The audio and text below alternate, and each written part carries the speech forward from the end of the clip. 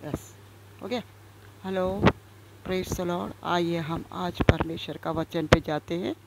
पुराना मनुष्य और नया मनुष्य, इफिसी 4 का 17 से 23 को हम देखेंगे। पुराना मनुष्य और नया मनुष्य का यहाँ कहने का तात्पर्य है, मतलब वचन में, कि हम देखते हैं रोमी की पत्री 6 अध्याय में हम देखते हैं, हम जानते हैं कि हमारा पुराना मनुष्य तो उसके साथ क्रूस पर चढ़ाया गया ताकि पाप का शरीर व्यर्थ हो जाए और हम आगे को पाप के दासत्व में ना रहें, क्योंकि जो मर गया वह पाप से छूटकर धर्मी ठहरा। प्रिय लोगों, यहाँ पुराना मनुष्य और नया मनुष्य के विषय में बता रहा है। यदि कोई परमेश्वर का यीशु के नाम से, जो पिता पुत्र पवित्र आत्मा के नाम से बपतिस्मा लिया है, वो व्यक्ति फिर पुराना जीवन से फिर क्या नहीं होना चाहिए, वो काम को नहीं करना है। यहाँ पौलुस कहता है कि एक नया विषय, यानी वहाँ पर आरंभ करता है कि यह पत्र 2000 वर्ष पहले इफिसी कलीसिया को लिखा था। जो आज हम बपतिस्मा लिए हुए लोग भाई बहनों के लिए कह रहे हैं, जो प्रभु यीशु मसीह का बपतिस्मा लिया, पुराना मनुष्य को क्या कर दिए, त्याग दिया, यानी गाड़ दिए, और नया मनुष्य बनकर बीच में आया है। ऐसे लोगों के लिए यहाँ पर पौलुस कहता है कि तो भी आज हमारे लिए भी लिखा गया, जो 2000 वर्ष पहले जो परमेश्वर का वचन जो 2000 साल पहले बताया बपतिस्मा के बारे में, यूहन्ना बपतिस्मा देने वाला के विषय में, और कई लोग जो बपतिस्मा उस समय से लेते आ रहे, आज भी हमारे लिए भी ये बातें कह रहा पौलुस। लिखा है कि पौलुस केवल इफिसियों के लिए नहीं है, वरन हमारे लिए भी है। यदि आज भी पौलुस जीवित होता तब तब उसने हमारे संतों को, यानी हमारे आज भी संतों को परमेश्वर प्रति विश्वास प्रेम के बारे में क्या सुना होता। तो यह क्या आज पौलुस जीवित होता, क्या हम संत लोग, जो परमेश्वर के लोग, भक्त लोग, प्रेरित के लोग जो काम कर रहे हैं, आज कितने हम उसके लिए बपतिस्मा का पालन कर रहे हैं और उनके आज्ञा का पालन में चल रहे हैं। तो यहाँ पर हमने देखते हैं कि पुराना मनुष्य, एक व्यक्ति जब बपतिस्मा लेता है, क्यों लेता है? इसलिए कि यीशु मसीह को अपने जीवन में उद्धारकर्ता ग्रहण करने के पश्चात वो फिर पुराना विषय में नहीं जाएगा। यदि हम पुराना मनुष्य देखा जाए तो पुराना वस्त्र हम नए वस्त्र में मिलाकर नहीं पहन सकते। वैसे ही हमारा पुराना स्वभाव हट गया, फिर से हम नए हो गए। नए के ऊपर फिर पुराना नहीं डालना है प्रिय लोगों, यानी पुराना स्वभाव, पुरानी चाल चलन, पुराना व्यवहार, हमारा उठना बैठना और हमारा जीवन में जितनी गंदी गंदी असली चीज़ों को हम पहले उपयोग करते थे, संसार की वस्तुओं से हम उपयोग करते थे, तो वो सब चीज़ अब सब कुछ हमको त्याग कर स्वर्ग की इच्छा पर हमको चलना है। वो तो कुरिसियों की 3 में लिखा गया प्रिय लोगों। अब हमें क्या है, संसार की बातों से नहीं, हमें स्वर्ग की बातों के ऊपर ध्यान ज़्यादा लें। अगर कोई व्यक्ति पीने वाला, गुड़ाखू खाने वाला, कई तरह का गुटखा खाने वाला, गाली देने वाला, लड़ाई झगड़ा मारपीट करने वाला, ये सब पुराना मनुष्यत्व में था। जब वो यीशु मसीह को एक बार ग्रहण कर लेता है, फिर उसके बाद बपतिस्मा लेता, फिर से उसके जीवन में ये कार्य नहीं होना चाहिए। इसलिए यहाँ पर पौलुस कहता है कि पौलुस इफिसी मसीह को अब अन्य जातियों की तरह जीवन व्यतीत नहीं करने के बारे में उपदेश था। अब हमको फिर से अन्य जाति, मतलब जो प्रभु को नहीं जाने, बपतिस्मा नहीं ले, वो लोग कैसे जी रहे, वैसा हमको फिर दोबारा नहीं जीना है प्रिय लोगों। तो यहाँ पर हर पौलुस के समय अधिकांश अन्य जाति लोग एकमात्र सच्चे परमेश्वर विश्वास नहीं करते थे। इसके बजाय वे मूर्ति पूजा करते थे। कुछ लोग पूरा विश्वास नहीं करते थे प्रिय लोगों, और अभी अन्य जाति जैसे ही रहते थे। उनका पुराना नियम कानून, जैसा आप जानते हैं कि आज दुनिया में, संसार में लोग ख़त्म हो कितने लोग त्यौहार मनाते, हमको त्यौहार नहीं मना। अन्य जाति लोग जो त्यौहार मनाते हैं, वो मसीह लोग भी उनके साथ मनाने के लिए कोशिश करते हैं। ऐसा ना होने के लिए यहाँ पौलुस कह रहा है। तो हम देखते हैं इस पद में कि हमें ये मालूम करना चाहिए कि हमारी जो परमेश्वर का जो वचन है, जो बपतिस्मा लिए वाले भाई बहनों को कह रहा है कि फिर से हम उस पुराने मनुष्य में नहीं जीना है। मूर्ति का स्वभाव हमारे अंदर में नहीं आना चाहिए। मूर्ति का विचार चाल चलन हम मूर्ति का पूजा तो नहीं करते। हमारा जो मूर्ति पूजा करने वाले हमेशा अन्य जाति लोग गाली गलौज पियक्कड़ सब नामधाराई जैसा बने रहते। वैसे ही आज कुछ नए नए मतलब विश्वास तो करते हैं, लेकिन वो लोग पुराना जीवन को क्या नहीं करते, ख़त्म नहीं करते, वो फिर से उसको दोहराते। इसलिए यहाँ पर कहता है परमेश्वर का वचन, उसका जो 17 से 23 में से हमने देखा। अब हम 18 और 19 पद में देखते हैं। हम इस पद में मालूम कर सकते हैं धीरे धीरे संसारिक लोगों के साथ क्या होता है। वे परमेश्वर से अधिक अलग या दूर हो जाते हैं। उनके हृदय कठोर हो जाते हैं। उनके हृदय के कठोर होने के कारण ये अपनी सारी संवेदनशीलता गंवा देते हैं। वे उचित और अनुचित के अंतर की कोई परवाह नहीं करते। वे हर प्रकार की अशुद्ध बातों में सुख की तलाश में रहते हैं, लेकिन उन्हें संतोष प्राप्त नहीं होता है। इसलिए वे निरंतर अधिक से अधिक लालसा यानी लालसा रखते हैं। संसार की बातों में, संसार की वस्तुएं जो उन्होंने छोड़ दिया था, बपतिस्मा लिया, फिर से वो लोग क्या करते हैं, उसी चीज़ को फिर से दोहराते हैं।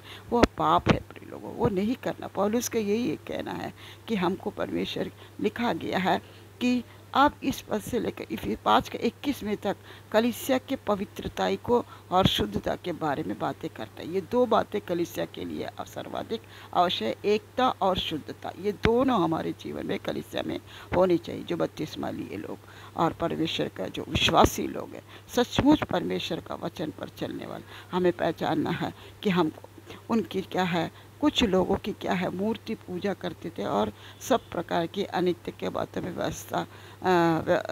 व्यवस्था रहते थे। उनकी बुद्धि में व्यर्थ और भ्रष्ट विचार भी भरे थे। उनकी सोच की प्रमुख पहचान निरर्थकता थी। सचमुच प्रत्येक पीढ़ी से संसारिक लोग पौलुस के समय भी अन्य जाति के तरह होते हैं। हम संसार के लोगों के समान ना बने। अब हम संसार के संतान नहीं हैं, बल्कि हम परमेश्वर के संतान। इसलिए हमें परमेश्वर के संतान की तरह व्यवहार करना चाहिए। हम नए लोग हैं तथा नए लोगों के नया जीवन होने की जरूरत है। यही हमारा परमेश्वर का वचन कहता है यहाँ पर। इसलिए मसीह ने क्या सीखा, मसीह से क्या सीखा था? उन्होंने ये सीखा था कि उन्हें अपने पुराने मनुष्य को उतार या त्याग देना चाहिए। इसका मतलब यह है कि उन्हें अपने पुराने और पापी स्वभाव को, सोच विचार अभिलाषी की गतिविधि को क्या कर देना है, छोड़ देना है। गतिविधि को क्या करना है, हमको छोड़ना है। हालेलुया। तो हम देखते हैं दूर कर देना चाहिए, छोड़ देना चाहिए। हम में से प्रत्येक पापी स्वभाव के साथ जन्म लेता है ना, पापी स्वभाव के साथ जन्म लेता है।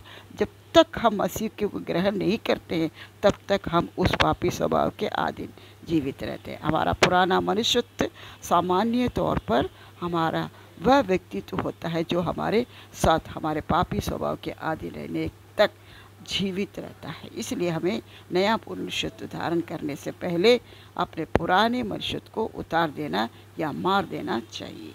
और पौलुस का यहाँ पर 23 में लिखा पौलुस कि इफिसियों को आगे बताता है कि उन्हें अपने मन के स्वभाव से नए बनना चाहिए, है ना। पर हमारे किसके स्वभाव से?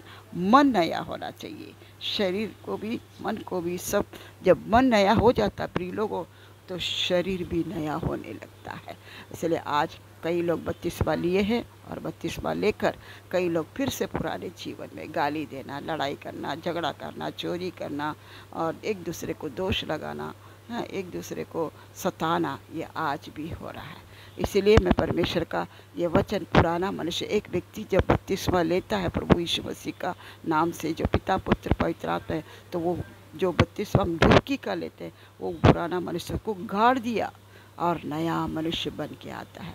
प्रिय लोगों, हम नहीं बता सकते कि हमारा पुराना स्वभाव तब आएगा जब हम उसको अवसर शैतान को देंगे। हमारा पुराना स्वभाव जैसे आने लगता, उसी समय हम यीशु की ओर ताकी, यीशु की क्रूस की ओर ताके कि हमारा पुराना स्वभाव फिर से वो जागृत ना होने पाए, प्रभु जागृत होने ना दे। पीने वाला पीना छोड़ना चाहिए। ये नहीं कि बपतिस्मा ले लिए और दारू पी रहे, ये नहीं कि बपतिस्मा ले गाली दे रहे, लड़ाई कर रहे। पुराना स्वभाव उनका मरा नहीं। इसलिए मन फिराव का बपतिस्मा अवश्य प्रिय लोगों। जो कोई सही में मन फिरा लेगा और उसी को उद्धार भी आएगा। और उद्धार भी पाएगा। इसलिए परमेश्वर का वचन यहाँ कहता है कि जो अंत तक धीरज धरेगा वही उद्धार पाएगा। प्रिय लोगों, ये वचन जो आज मनुष्य, पुराना मनुष्य और नया मनुष्य के विषय में हम देख लिए हैं कि क्या होता है। बपतिस्मा लेना बड़ा आसान है प्रिय लोगों।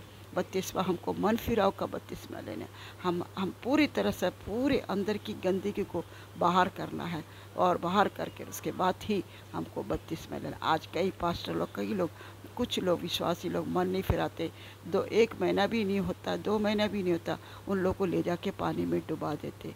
जैसा नया जन्म लिया हो बच्चा को, यदि हम बोलेंगे उसको पाप का ले बपतिस्मा, तो वो बच्चा पाप क्या है नहीं जानता।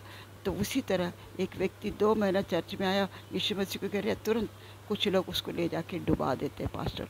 ये प्रिय लोग, देने वाला भी पाप करता है और लेने वाला भी, कभी अंदर से में पाप आ जाए, क्योंकि वो पूरी तरह वो लोग मन को नहीं फिराए। इसलिए आज बपतिस्मा लेना है तो सोच समझ के लीजिए, और बपतिस्मा लेने से हमारा पुराना मनुष्य को त्यागे बिना हम बपतिस्मा ना ले, हमारा छोटा सा स्वभाव भी त्यागना है।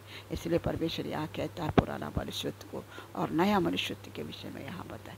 धन्यवाद। मैं इसलिए कह रही कि आज कई मसीह लोग बपतिस्मा लेने के बाद भी पाप कर रहे, संसारिक बातें कर रहे, संसार के विचार में रह रहे, संसार के लोगों के साथ रहे, उनके साथ बैठ रहे, खा रहे, पी रहे, सब कुछ कर रहे वो लोग। ये नहीं होना प्रिय लोगों। अंतिम का समय है, इसलिए लोग बीमार पड़ जाते, कुछ लोग ख़त्म भी हो जाते। उसकी बोझ में जब शामिल होते हैं, कितने लोग ये पाप करके बपतिस्मा लेके और गुटखा भी खाते हैं, दारू भी पीते हैं, झूठ भी बोलते हैं, एक दूसरे के ऊपर दोष लगाते हुए उसके बाद जाके प्रभु का मेज में बैठकर प्रभु का मेज को भी लेते हैं। ये परमेश्वर का वचन कुरिन्थियों की पत्री के 11 में लिखा है, जो कोई पाप गलती किया पहले अपने आप को पश्चाताप करो, क्षमा करो, मांगो, तो इस बोझ में शामिल होना करके वचन में लिखा है। इसलिए प्रिय लोगों, अंत का समय हमें कई बीमारी आ रही, कई लोग इस पाप में गिरते जा रहे, उन्हें बचाना है और वो बचना है और प्रभु का नाम का महिमा करना है। धन्यवाद प्रभु। मैं आज ये वचन आप लोग को इसलिए समझाए कि परमेश्वर चाहता है कि क्या आज पौलुस जिंदा होता तो क्या पौलुस हमारे से प्रश्न ये पूछता है, क्या तो कलीसिया एकता के बारे में धन्यवाद देता है? कलीसिया में आज कितने लोग अनेकता में एकता नहीं है, प्रेम नहीं है, एक दूसरे से सह नहीं पाते प्रिय लोगों। तो आज प्रभु जीवित रहता तो क्या वो देख के बता सकता? ऐसा ही हमें परमेश्वर का वचन को थामे रहना और वचन के बपतिस्मा लेने हर एक भाई बहनों को। जो पीने वाला पीना छोड़ेगा तभी बपतिस्मा ले, अगर पीना नहीं छोड़ा जाके बपतिस्मा देंगे तो बहुत बड़ा पाप है, हम पाप कर रहे हैं हम लोग। इसलिए ऐसा ना होने पाए। धन्यवाद। मैं इस वचन को इसलिए कि अंत का समय कितने मसीह लोग खत्म हो रहे, कितने प्रभु के भक्त विश्वासी लोग मर रहे हैं, कितने लोग महामारी से मर रहे हैं। ये परमेश्वर नहीं चाहता कि हमारा शरीर स्वस्थ रहे, और परमेश्वर बीमारी होकर हम मरने के लिए प्रभु भी बिल्कुल नहीं चाहता प्रिय लोगों। हमें स्वस्थ और चंगाई के साथ रहना हमें बहुत ज़रूरी है। धन्यवाद प्रभु, आपने प्रार्थना सुना, धन्यवाद। इसलिए मैं परमेश्वर का देने की वचन के द्वारा आप सब लोगों को बहुत ऐसे आशीष दे और ये वचन को थामे रहे और उस पर अमल करें। धन्यवाद। प्रार्थना मैं छोटा सा प्रार्थना करना चाहती हूँ। इस वचन के द्वारा प्रभु आप सबों को आशीष दे। परमेश्वर पिता में धन्यवाद कहती, बपतिस्मा लेने वाले भाई बहनों को आप ही बचाइए प्रभु, आप ही बचा सकते प्रभु, और उन्हें शैतान उनके अंदर से वचन को छुड़ाने नहीं पाए। जो भाई लोग जो गुटखा तंबाकू खाने वाले सब छोड़ ना पाए प्रभु, और पश्चाताप करे, मन फिरा ले और प्रभु के राज में जाए। नहीं तो ये सब परमेश्वर शैतान पूरी तरह उन्हें नष्ट करने के लिए पुराना स्वभाव लेके आएगा, तो वो जान सके कि ये शैतान की ओर से। धन्यवाद, आपने प्रार्थना सुना है। अपने भाई अपने भक्तों को बच्चों को बचा लीजिए प्रभु, मेरी यही प्रार्थना है। तो आपने प्रार्थना सुना, धन्यवाद। यीशु के नाम से आमीन, आमीन, आमीन।